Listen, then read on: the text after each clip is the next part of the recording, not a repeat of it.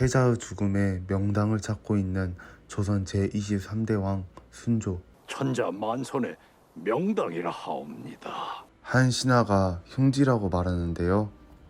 그리고 그 이유를 설명하죠. 장자의 손이 끊기게 될 것이옵니다. 더 소상히 말해보라. 좌우에 흐르는 수맥이 시신을 차갑게 하고 뒷바위들이 숨을 못 쉬게 하는 형국이라고 설명해 줍니다.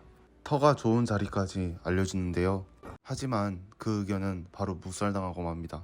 아직 풍수를 잘 모르는 어린 지간이옵니다. 어린 직관이라는 이유 때문이기도 하지만 힘이 없기 때문이었습니다. 고민에 빠진 왕. 그렇게 하시오. 넌 뒤졌어. 그놈 뭐하는 놈이냐? 화가 난 김작은 대감.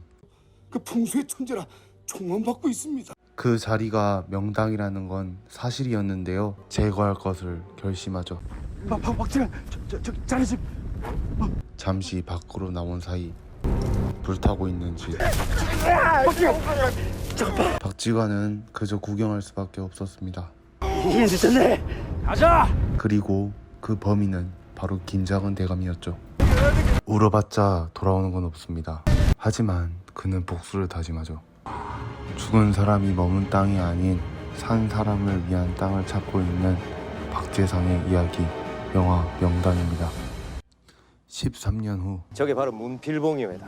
옛날부터 이 집에서 진사가 몇이나 배출된 것이 다 저 봉우리의 기운 덕이다 이 말이오. 작전은 성공적이었습니다. 3년이 넘도록 여지가 아이를 못 낳는다면서. 고민 상담도 해줍니다. 집터를 바꿀 것을 제안하는데요. 바위가 줄지어 솟아있고 그 기운이 곱게 하늘로 뻗은 곳, 불길 같은 화기가 살림집과 맞지 않기 때문입니다. 동료혈이란 말이오. 그래도 방법을 찾아주는데요. 총총총총.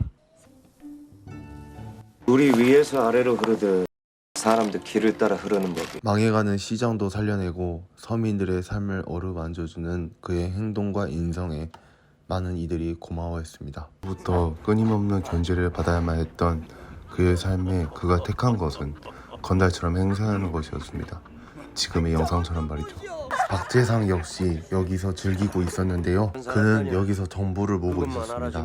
바로 김작은 대감의 선친매의 위치를 알아내는 것이었죠.